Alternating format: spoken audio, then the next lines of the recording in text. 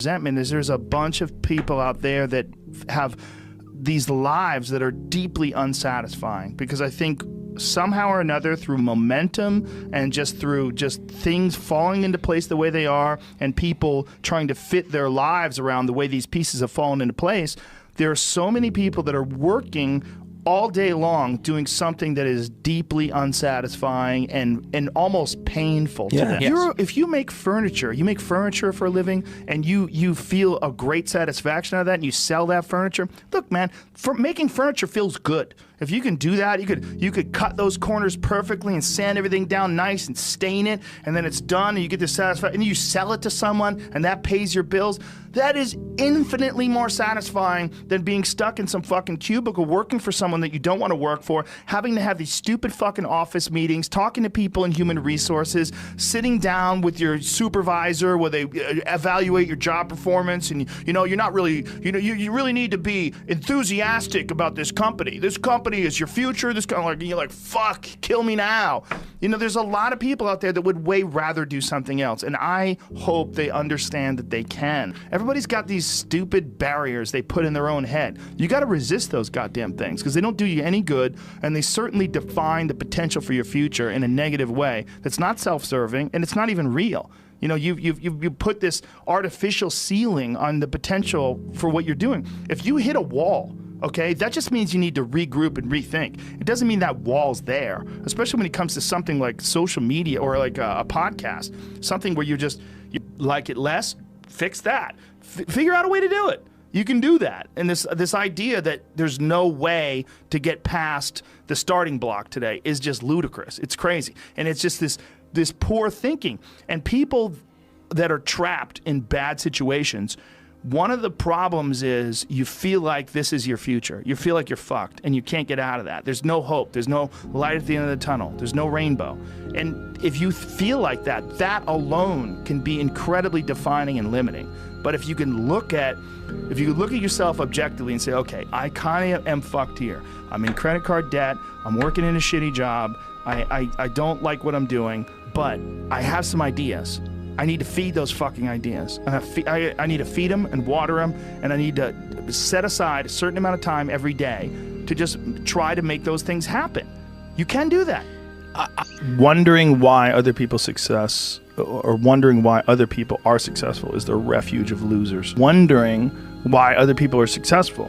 Like, who gives a fuck? You can say you think it sucks, but to spend time wondering why someone is successful and hating on someone who's successful, it doesn't do any good. It's like, what is that old expression that jealousy is, it's a poison that does the opposite of its intended? Is that your mind, you have a certain amount of bandwidth. This is why I don't read Instagram comments or Twitter comments or YouTube comments. Like, I don't have any time. If I read them, it's an accident. But to seek them out, like, you have bandwidth. I don't spend time wondering why I hate things or hating on someone or being jealous. You have, let's call it units. You have 100 units of bandwidth in your mind. So that means there's 100 units that you can spend on things you care about, or you could let your mind be occupied by some stupid fucking Twitter feud that you're in with some idiot that you don't even know, and you could spend 30% of your Twitter bandwidth or your mind bandwidth on this, and then you only have 70% for the things you love. And then maybe you're involved in some fucking relationship with someone who's an idiot, and you're arguing back and forth with them. Well, there's another 30% that's gone. Now you have 40% left. You have 40% for the things you love instead of 100%. But if you only concentrate on the things you care about that mean something to you, and I think that there's a lot of people out there that think somehow or another you're going to get to some place where you're living in silk sheets and you're getting your toes done while someone's dropping grapes into your mouth. I don't want that. I've never wanted that. That guy's not going to be happy. He's going to be bored. An hour into the grapes, you're going to get those fucking grapes away from me. Stop painting my toes. What am I doing in this bed? I got to do something. I'm not stimulated. The human organism, the animal that we are, needs constant stimulation because it evolved trying to find food and escape enemies. and find shelter, escape nature, escape the elements, try to survive. And this is the great joy that you have in taking care of your children, that you can protect your children from the elements and the enemies and feed them. And it's also the great sadness that you see in losers. When I see a loser, I see some guy who's 43 years old, lives in his parents' basement, and he fucking hates the world. I'm like, that was a baby. Man, this is a baby that somebody just gave shitty nutrients to, whether it's nutrients in the forms of food or in the form of thoughts and ideas and examples, and this kid developed these horrible self-defeating patterns of behavior that have led them to this point where they're this middle-aged person with no future and no idea of how to get out of this rut, and probably never will escape it, and might just wind up sucking on a gun. You know, I mean, this is the world that we live in today. And I think part of that world is because we have been fed this line of horseshit that you're supposed to seek comfort. And I don't think you are. I think you're supposed to seek lessons, and you're supposed to seek difficult tasks and accomplishments. And through those things, and through doing things that are hard to do, even if it's just a fucking 90-minute hot yoga class. I do a 90-minute yoga class, man. Those last 20 minutes, I do not want to be there, man. And I definitely don't want to give 100%. And I can cheat. I can kind of half-ass it. I can. But if I don't, and I get through it, when that time is up and the lady says namaste and everybody gets up, I'm like, fuck, man, I made it. You know, I lost 15 pounds. My fucking yoga mat is drenched to the point where I could literally wring it out and fill a jug up with water. But through that struggle, I will now have a better day, and I better fucking do it again tomorrow, or do something else. Because if I just think, well, tomorrow I'm just gonna coast and eat Twinkies and watch TV. Oh, hello sadness, my old friend. Hello depression. Because when you're not doing anything, you feel like shit. And that's just a part of being a human being. And we can pretend that we're something other than what we really are. And we can pretend, nah, me, man, I'm just cool, just chilling, doing nothing. Bullshit. You're a fucking human. You're a human being. You evolved from the fucking hundreds of thousands of years of hunters and gatherers and people that were struggling.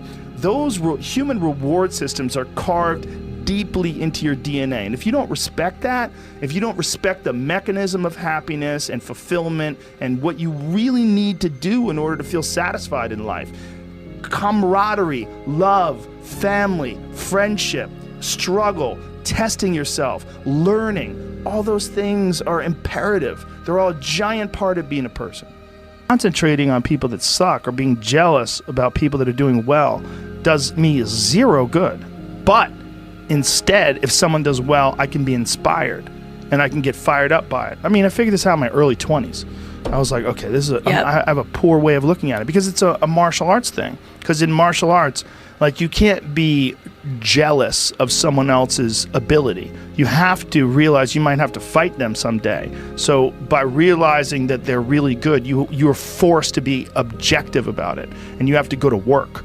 Like, you have to go, fuck, that guy's better than me. I got to get better. And you have to go to work. Right. There's no positive benefit in underestimating someone. Underestimating someone will get you fucking killed. Like, literally. You're gonna get. But this is something I've cultivated for a long time and avoided things that make me unhappy and figured out what those things are and been very rigid about eliminating them from my life.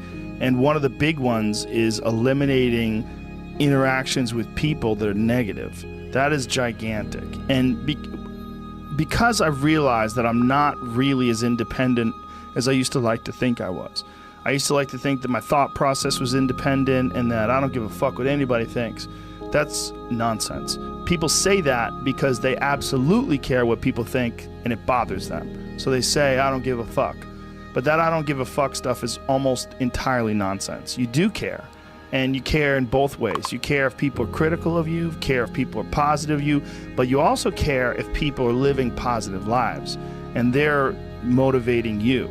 That's a big one. People are fuel, and other people, it's one of the reasons why I like talking to people, one of the reasons why I like to do podcasts, because I get a lot out of, like just talking to you about your time in the monastery or your push to get to that 100 miles. Like, you get energy out of people like that, and you think about this energy and you think about this inspiration when you're doing other things. And it also sets in your mind that when you meet these exceptional people that move you, like, what are the characters what are the qualities that they have? What are the characteristics that they possess? And those things become significant and important to you. Whereas if you live around a bunch of people that are complaining and bitching about everything, and they see the negative in everything, and they're always whining, those people are the opposite of that. They're the opposite of inspiration, and they're mud. You're just like, what? It's like you're up to your ankles in mud. You try to trudge through life. It's difficult. You're not light. It's not pushing you. There's not a wind at your back. The wind's in your face, and it's rough, and over time, I've learned that these people, you're not going to fix them. I used to want to fix them when I was young. I used to want to go, hey man, I see what you're doing. Like, dude, don't do that anymore. Listen, just do this and stop doing that and start doing this. And if you just work towards this, you could be successful. And then a week later, the guy's doing the same shit. You're like, okay, right. I'm wasting a significant amount of my energy on someone who doesn't want to waste any of their energy on themselves. And so managing the community and the tribe that you're in, making sure that you're a good member of that tribe, that you're doing your part, and there's a lot of cynicism in these days about inspiration and about motivation, because there's a lot of fake shit. You can go on Instagram and you see a million of these inspirational quote pages, and they're run by people that are probably depressed. You see a lot of people that are, talking about how to get ahead in life, but they're not really doing anything themselves. So there's a lot of cynicism involved in that. But there's also sincerity in it. And you can get, if you just look at it with a pure heart and a pure mind, you can get a lot of energy out of that. And when you're around happy, inspirational people that are successful, it makes you feel better and you get inspired. And if you act on that inspiration, your life will be more fulfilled. And it's not just inspirational in terms of financial success, but in terms of doing difficult things, whether it's running 100 miles, it doesn't pay you a goddamn thing other than the wealth of the knowledge that you can push yourself to such an extreme. Or anything else, whether it's someone who becomes really good at playing chess, or someone who's really good at martial arts, or whatever it is. There's a great feeling in these overcoming these difficult things, because life is never this just constant state of I'm at a 9 all day, and when I'm with my wife, I hit 10. Yay! And I stay like that. That's not real. What's real is like you saying that you went to this monastery and felt all this angst about meditating and being alone and not having your phone and not having the input, but then when it comes out of it, then you have this reward. So you push through this, and you had these uncomfortable feelings, and you came out of those uncomfortable feelings with this newfound appreciation for time and this respect for your own existence in your own space, and carving out 3 hours for yourself a day. That's where it all comes from. It all comes from